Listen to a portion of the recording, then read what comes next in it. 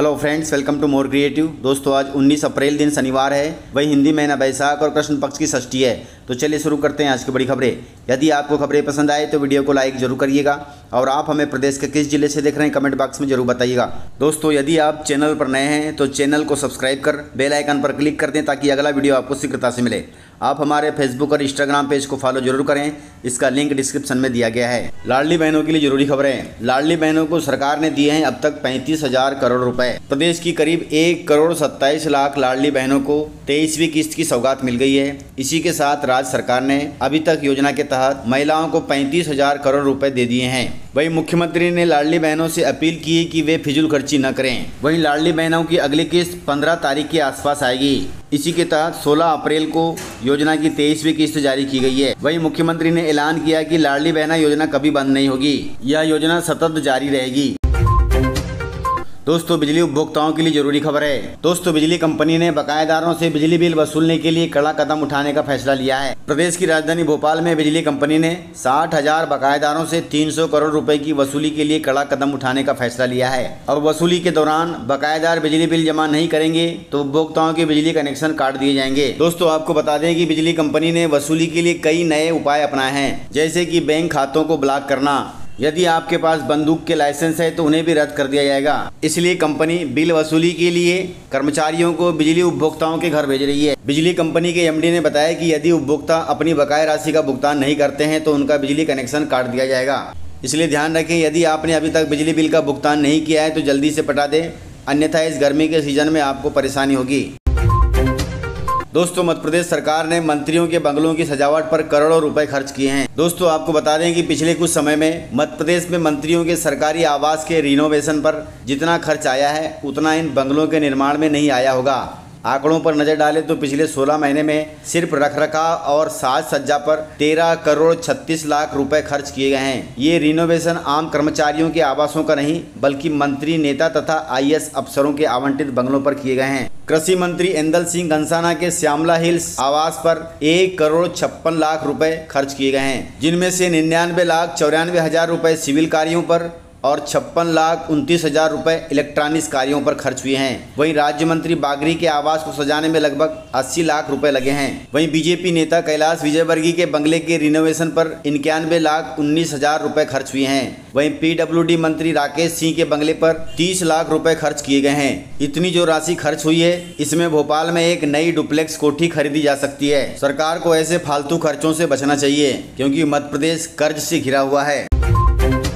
दोस्तों, मध्य प्रदेश पुलिस विभाग में हुआ है बड़ा फेरबदल। दोस्तों, मध्य प्रदेश में पुलिस कर्मचारियों के तबादले का सिलसिला लगातार जारी है। ताजा आदेश के तहत पुलिस मुख्यालय भोपाल ने 300 से ज्यादा आरक्षकों के तबादले की सूची जारी की है।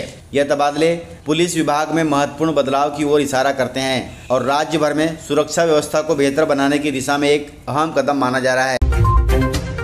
दोस्तों, मध्य प्रदेश के छात्रों ने बनाई है हाईटेक डिवाइस जिससे 100 नंबर पर जाएगा तुरंत मैसेज। दोस्तों, पिछले कुछ समय से देश में हार्ट अटैक के मामले तेजी से बढ़ रहे हैं। इसकी चपेट में आने वाले ज़्यादातर युवा ही हैं। समय पर इलाज नहीं मिलने से अधिकांश लोग मौत के शिकार बन रहे हैं। इन्हीं हालातों को देखते हुए उज्जैन के युवाओं ने एक ऐसी आपातकालीन डिवाइस तैयार की है जो न केवल हार्ट अटैक बल्कि सड़क हादसे, हमला, छीना झपटी जैसी इमरजेंसी में भी तुरंत सहायता पहुंचाने में मददगार होगी। इस डिवाइस की कीमत 5,000 रुपए रखी गई है। अभी यह डिवाइस प्रोटोटाइप के रूप में है, लेकिन आगे इसे मोबाइल ऐप या फिर स्मार्ट वॉच के रूप में विकसित करने की योजना है। साथ ही साइबर सेल से कनेक्ट कर इसे और भी प्रभावशाली बनाया जाएगा ताकि इसे पहनने से इमरजेंसी होने पर तुरंत 100 नंबर पर मैसेज जाएगा और आप इस इमरजेंसी से निकल सकते हैं।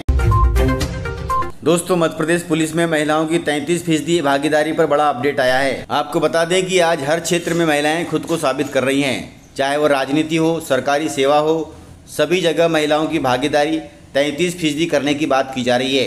हालांकि इंडिया जस्टिस रिपोर्ट 2025 की बात करें तो कहीं भी महिलाओं की भागीदारी अपेक्षा के मुताबिक नहीं है। रिपोर्ट से पता चलता है कि अगर प्रदेश में पुलिस और दूसरे न्याय क्षेत्रों में महिलाओं की भर्ती का यही सिलसिला रहा तो उनकी भागीदारी 33% होने में कम से कम 80 साल लग जाएंगे। देश में सिर्फ आंध्र प्रदेश और बिहार ही 2 ऐसे राज्य हैं जो इस भागीदारी को जल्द ही पूरा करने वाले हैं। इन दोनों राज्यों में महिलाओं की 33% भागीदारी पूरी करने में मात्र 3.5 साल लगेंगे, जबकि विकसित माने जाने वाले राज्य जैसे महाराष्ट्र यहाँ पूरा करने में 12 साल लगेंगे। वहीं मध्य प्रदेश की बात की जाए तो यहाँ पर सुधार हो रहे हैं, लेकिन ये सुधार काफी धीरे हैं। महिलाओं की हर क्षेत्र में 33% भागीदारी के लिए लगभग 50 साल से ज्यादा लग जाएंगे। दोस्तों, करीब 10 लाख कर्मचारियों तथा पेंशनरों को मिला है बड़ा तोहफा। कर्मचारियों के लिए खुशखबरी है। केंद्र सरकार ने केंद्रीय कर्मचारियों के महंगाई भत्ते में 2% की वृद्धि कर दी है, जिसके बाद जनवरी 2025 से डीए 53% से बढ़कर 55% पहुंच गया है। वहीं केंद्र के बाद अब राज्य सरकारों द्वारा भी डीए बढ़ाने का सिलसिला शुरू हो गया है। राजस्थान, यूपी, उड़ीसा, असम के बाद अब गुजरात सरकार ने भी अपने कर्मचारियों का डीए बढ़ा दिया है, लेकिन मध्य प्रदेश में अभी तक हलचल भी शुरू नहीं हुई है। अब मध्य प्रदेश सरकार अपने कर्मचारियों का डीए कब तक बढ़ाती है वह देखना होगा। दोस्तों, केंद्रीय गृह मंत्री अमित शाह जी ने बड़ा ऐलान किया है। ऐलान के तहत उन्होंने कहा कि मार्च 2026 तक देश को नक्सलवाद से मुक्त कर दिया जाएगा। उन्होंने कहा कि सीआरपीएफ की भूमिका देश की आंतरिक सुरक्षा में बेहद महत्वपूर्ण है और इस बल ने कई बार जान की बाजी लगाकर देश की रक्षा भी की है। वहीं गृह मंत्री ने कहा कि सरकार देश की आंतरिक सुरक्षा को मजबूत बनाने के लिए हर संभव संसाधन दे रही है ताकि ये अपने फर्ज पर डटे रहें।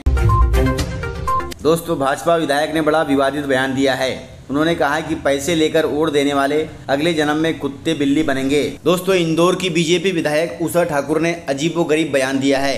उन्होंने पैसे, शराब और गिफ्ट के आधार पर वोट देने वालों की खूब आलोचना की है। उन्होंने कहा कि लोकतंत्र को बेचने वाले ऐसे लोग ऊंट, भेड़, बकरी, कुत्ते और बिल्ली के रूप में पुनर्जन्म लेंगे।